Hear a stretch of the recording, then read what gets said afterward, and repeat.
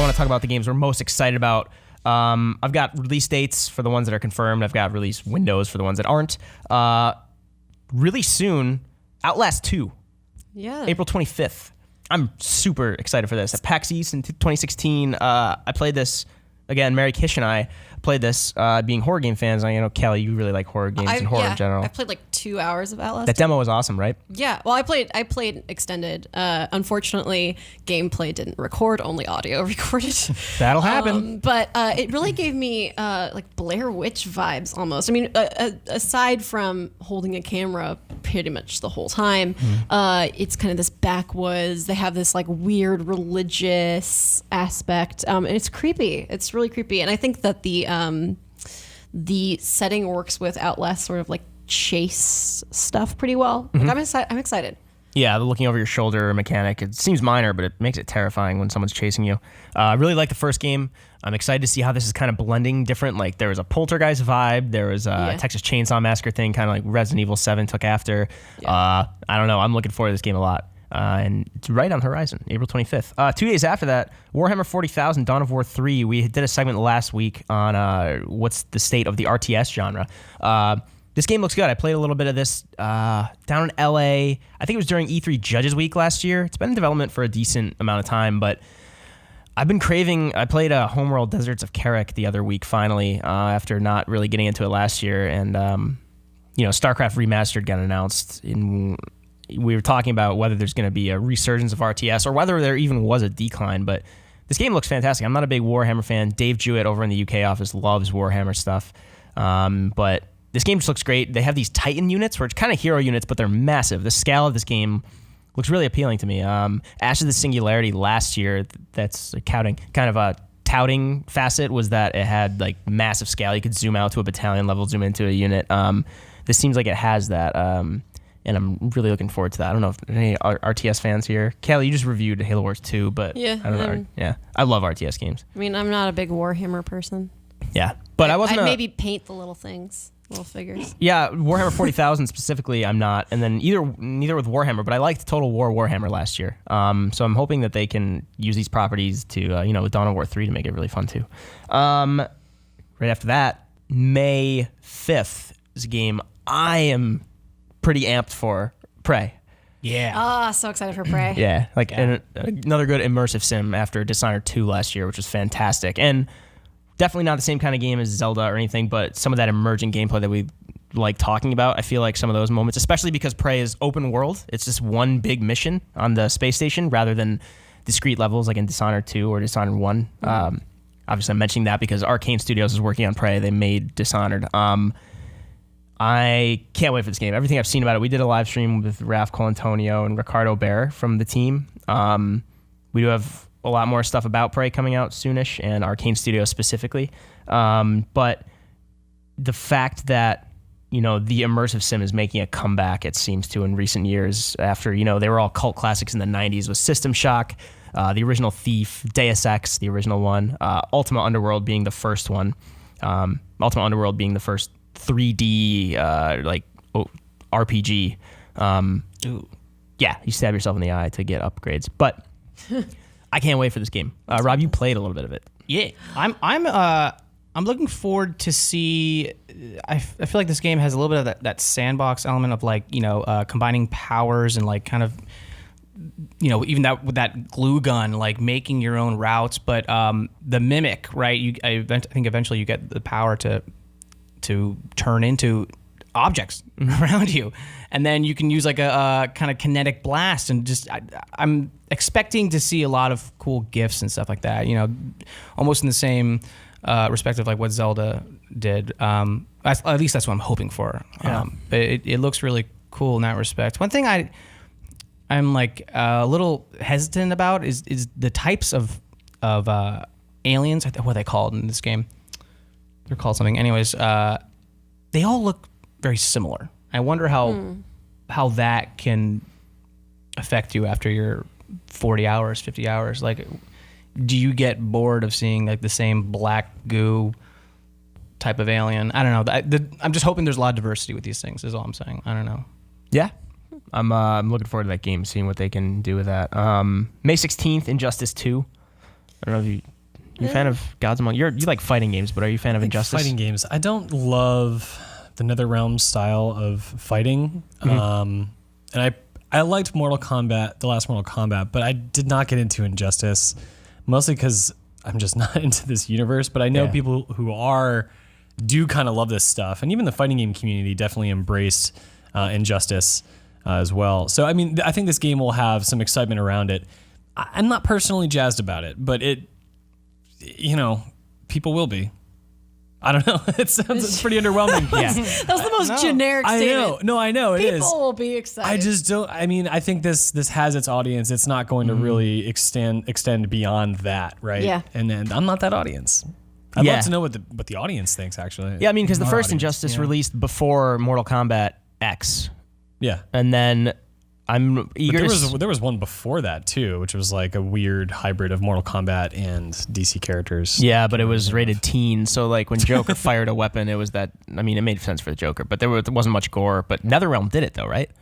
I believe so. So then, when Injustice came along, and then I mean, it's not going to be as gory as Mortal Kombat, but from what I've seen, the characters look fun here. Joey Yee and Eric Tay.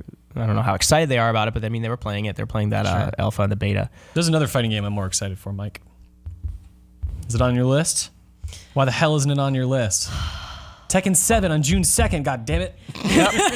Well, oh yeah, wait, hold on. Oh, there it is. Let's talk about Tekken 7 on June 7th. Cool. Yeah. Go. Katsuhiro Harada is a guy who makes great fighting games. He's very passionate about what he does, and Tekken 7 has been stewing for a while. It came out in arcades months ago, maybe even a year now, and they've been perfecting it for consoles. And Tekken kind of had like a weird period of a couple years, but it's since taken it. They've seemed to be taking their time to do something that feels to me, it looks a little bit more like classic. So yeah, I'm really stoked for this because I'm a little worn out on Street Fighter now. I don't love the rosters. I don't love what they did with the whole package of 5, but they seem to be adding so many things to make this game interesting, be it characters, be it modes, be it wacky costumes and levels. Like, I'll take the grand ideas, the deep ones, and the superficial ones.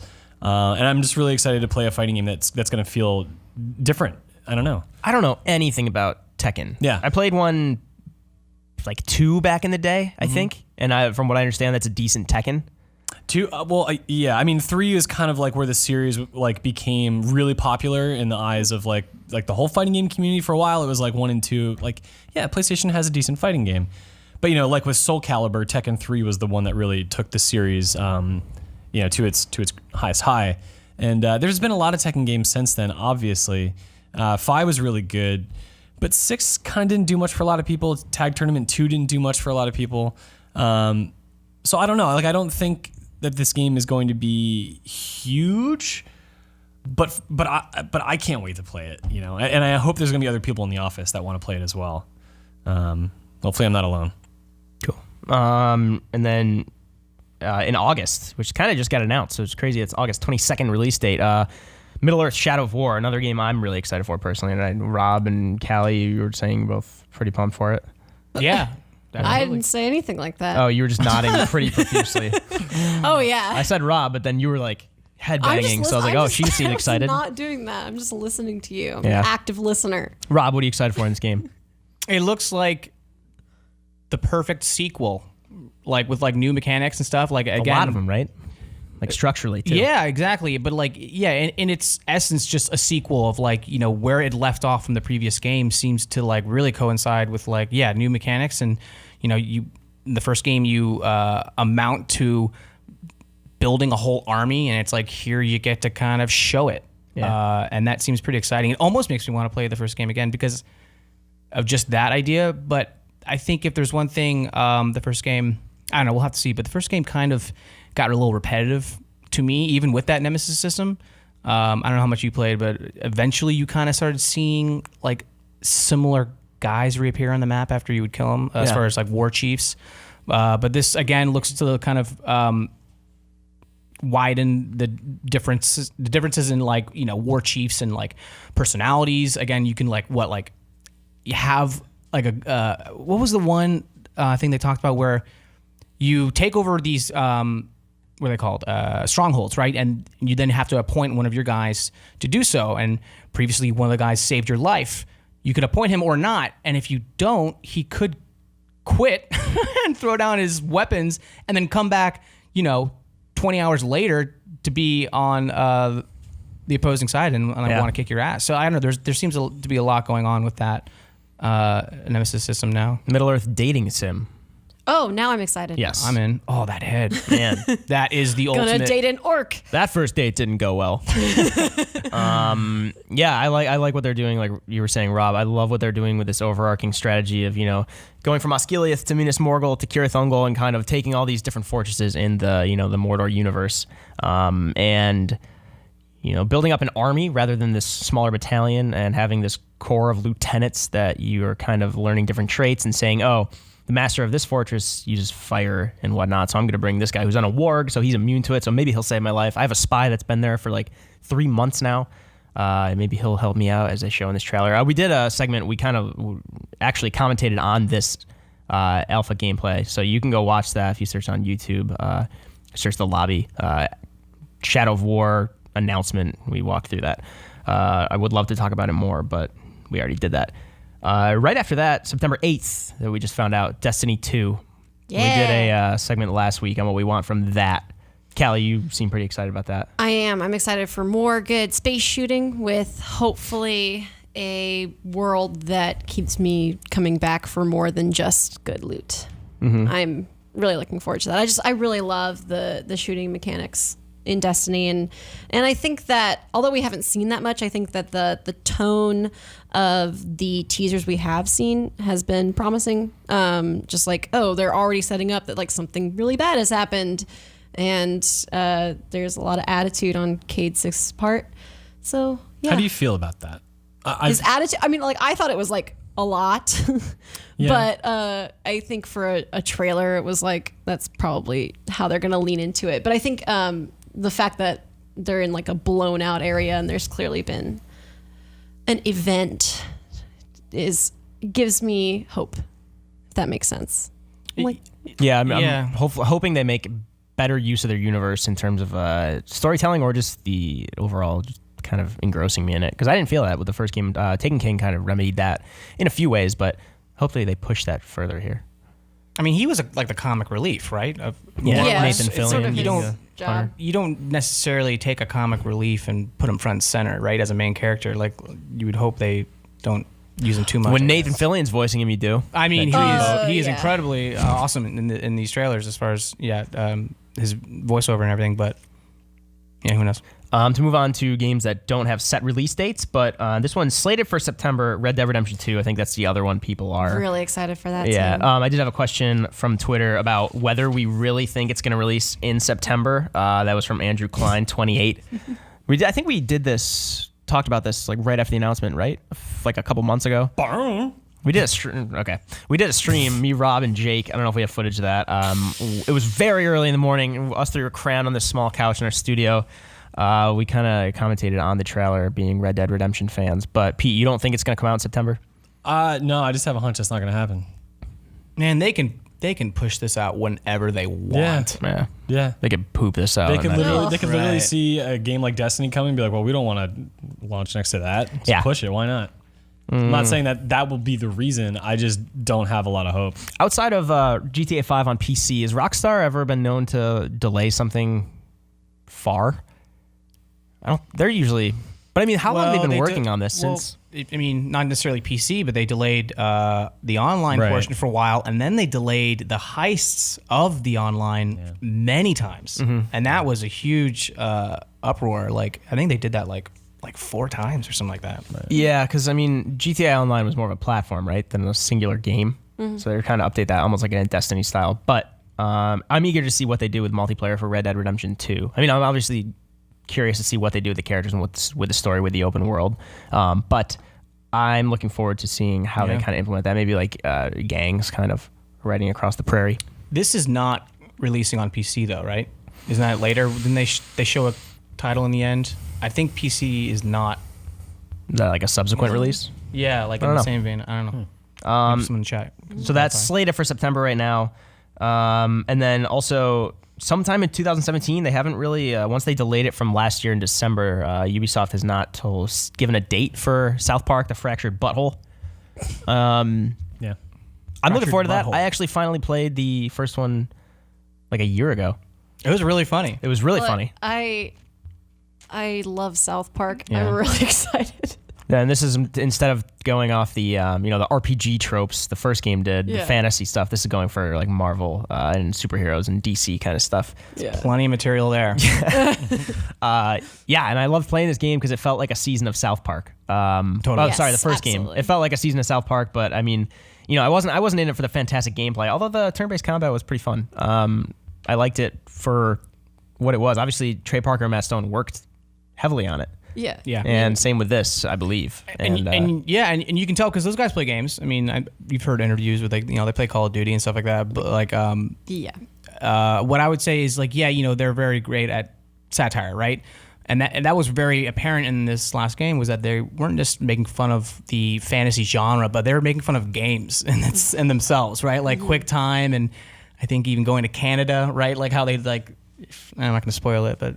Yeah, it's been out for so long, but how they had really nice jokes and spins like within the mechanics themselves, which is fun. Earl Davenports was just asking if there's any release date for Battlefront 2 yet. We just spoke about that last segment, but no, there might be a release date next week. I'm assuming there will be during Star Wars Celebration when they make that announcement. Last game I wanted to touch on is Super Mario Odyssey for the Switch. It'll be this holiday season, I think they originally said. Yeah. Did they say they're thinking December? I think they're thinking October. Okay. I don't know why I have that in my head, but whenever people bring this up, that's what I think about. Yeah, after looking it up, it's just still 2017 right now. But who knows? I think I'm excited for this, but I honestly don't know. I am not yet. I am. When they start showing the weirder stuff than just this Nintendified New York, it looks more fun. But I mean, look, these games are not necessarily about their worlds; they're about their mechanics and the way that the levels are designed around that. And like the fact that Mario can make his own platform at any time now with his hat and jump off of that, like simple change, but that's going to have a big impact on how he feels as a moving and jumping platforming character. And you have to imagine like. I mean, what was the last game? It was Super Mario 3D World, right? That game was a pretty safe play. Like, I wonder how many interesting ideas they've been holding off for like the next big Mario. And this is the one that is supposed to be like, yeah, we're not really aiming for mainstream. We're aiming for like the people who loved Super Mario 64, right? That I hate to use the phrase, but like that core gamer audience. So I hope they try to do some really interesting things with this one. The real people next to Mario freaks me out like more than it should. I'm like, why are they normal looking? I don't like it. And you look at it and like, what if you saw that Mario walking around downtown? It's like that Simpsons freak out. episode where he goes into real life and he's walking around, he's all 3D. Yeah, I don't like it. we'll see. Freaks me out. yeah, I'm gonna play this. I mean, they just reinvented Zelda kind of in a way, and Yeah. So have faith. God dang it. Eh. God damn it. now they just need Metroid. But let's really talk about Xenoblade Chronicles X, the game we've all been waiting for. Yes. Or Xenoblade Chronicles 2, I should say. Yeah. Someone mentioned that in chat earlier. Forgive me for not good. remembering your name. Thank you, but someone. a few people did, and they said it. Oh, I think it was Eric Green, maybe. I don't know. They said it might be like Game of the Year contender, but I wouldn't go that far. Xenoblade Chronicles X had a lot of issues. But what I'm excited for is the fact that Monolith Soft, obviously, who worked on Breath of the Wild, they have to have gleaned some really interesting stuff from that project, and I would not be surprised to see that benefit Xenoblade in some way. X was really cool for a lot of ways. Like you had this big game, and then at one point you had mechs, you had giant robots that you could pilot, and that was like 60, 70 hours into the game. Like introduced some really crazy concepts, but you want to talk about Zelda's world and the scale and like, how high it is and how interesting just a simple environment can be. That is Monolith Soft's work, and that has always been their strong suit. So I'm really excited to see how they take that to the next step with this game. cool. As always, if you're in the chat or if you're going to be watching this on YouTube, let us know in the comments if we missed anything that you wanted to talk about that you're looking forward to in 2017. Let us know what you think of our picks. Let us know what you're most excited for. And thank you.